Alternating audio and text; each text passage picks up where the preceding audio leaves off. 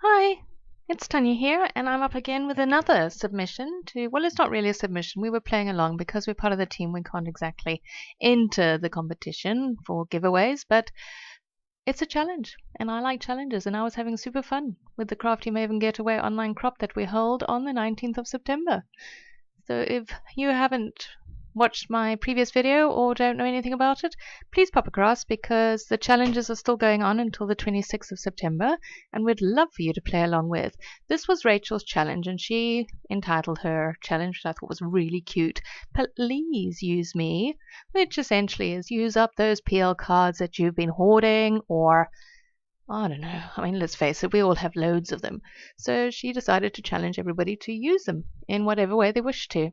I don't know whether I cheated somewhat because I used 2 of the 4x6 PL cards as they are. You know, not really anything majorly innovative. But I did cut out one of them. I cut out a camera from one of them, so I thought that was, that was thinking a little bit outside of the box, so to speak. And I'm using the June Hip kit because this photo shoot that I did with my kids, the colors just work so well. It is a very summer themed kit, but what I have proven to myself is you don't always have to be themed. I'm using this on photos that were taken towards the end of winter. Yeah, there was nothing beachy about this, but yeah, using the kit up, which I'm very pleased about. And yeah, embracing a challenge. I mean, what more can we want from life? So this is just my oldest and I. We were trying to recreate, actually quite funny. We were trying to recreate a photograph that we had taken, oh gosh, must be 2-3 years ago now. And we couldn't remember who was on which side. So there was much debate as to which side we were supposed to be lying on the grass. And I mean, lying on the grass is not great at the best of times because there's all sorts of creepy crawly things there, and they tend to creep into places they shouldn't. So in the end I was saying, take the photo. But it came out really nicely, so I'm happy. And yeah, not a lot to say about this really. It's pretty self-explanatory.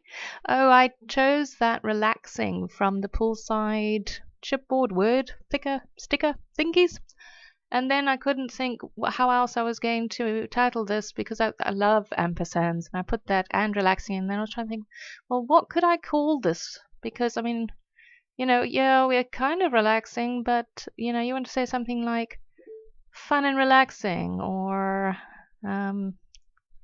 clever and relaxing, or I can't think of anything. See? Can't think of anything. So I took it off and figured I'm just going to say so relaxing. So much easier. Oh yes. And I did journal on this page. Basically just what I've told you about the photo shoot. In the last couple of pages I've been journaling, and that is a little unusual for me. I freely admit I am a product-driven scrapper, not so much a story-driven scrapper, although I do every now and then I will, scrap a story, but I kind of like to get my photos in my album with the pretty stuff that we get to play with. So it was, yeah, kind of different for me to be journaling, even if it was very short journaling and nothing earth-shattering. But it's a memory. I got a memory down, so that was good. Those flowers are pretty. I like flowers. Oh, that's a tag from, I think it's the Poolside Ephemera pack, and there's an anchor on there, and we know I can't do random, so I can't really have an anchor on this page, which has nothing to do with boats or ships or sea or anything like that. But then I just hid it. And doing a little bit of layering, using up my scraps from the kit. I actually still have quite a lot of the kit. I need to have a look at that project that I referred to in my previous video, the holiday one that I was doing, and it's pocket style, and see if I can carry on doing that. But I kind of got sidetracked by doing all these wonderful challenges with my photos and my papers. Oh, and here was a little bit of a serendipitous moment when I went to doing that, thinking, oh, that looks quite pretty. Let me glue it down. I thought, oh, hang on a second. Doesn't that color look so much better? It does, doesn't it? It really kind of makes it pop. So I love it when that happens. You know, you have this idea in your mind and you're going to do it, and then you flip something over and you think, oh, wow, that is just so much better. So you go with that. The joys of scrapbooking. They're like rabbit holes, aren't they? You kind of go in one direction and then suddenly you go, whoom, you're off in another direction completely. And usually you end up liking the result. Most times you end up liking the result. That little tag had the word beautiful on it as well, and then I realized that my PL card says everyday life is beautiful, so you can't really have beautiful and beautiful. I mean, that's just OTT. And those are little, what are those, borders? Little borders, just to add a little bit of, I don't know, a little bit of interest, a bit more to the page, because it's a relatively simple design. I quite like that design, you know, the vertical just running down the middle of the page. Well, sort of the middle of the page in this one. And this came together super quick. And it couldn't have been more than, I don't know, 40 minutes in total. And I tend to be a fairly slow scrapper, so I was quite chuffed with that. And some wood veneer. I think that said observations on it, and that I figured didn't go with the seam at all either. Yeah, so there's a little wood veneers. Yeah, you can tell I'm a little. This is my second voiceover video.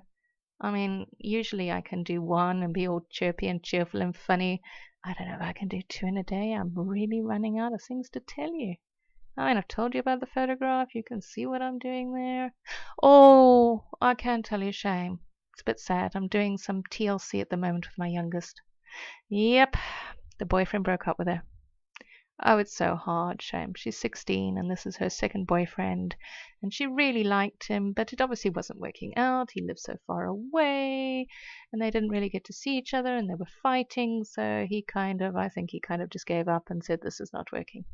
So the poor shame, she's very gutted, as we like to say. Do we like to say gutted? Some of us like to say gutted. Yeah, I know the Brits say gutted. And I think the Australians, you say gutted, don't you? Don't you New Zealand people say gutted? Anyway, she's really, really sad. Poor thing, talking about her and then suddenly deciding on what word. All around the world, I said. No shame. So we did breakfast this morning to cheer her up. And oh, I'm at the end. There we go. Thanks for watching and don't forget to check out the Crafty Maven Getaway Challenge. Bye for now.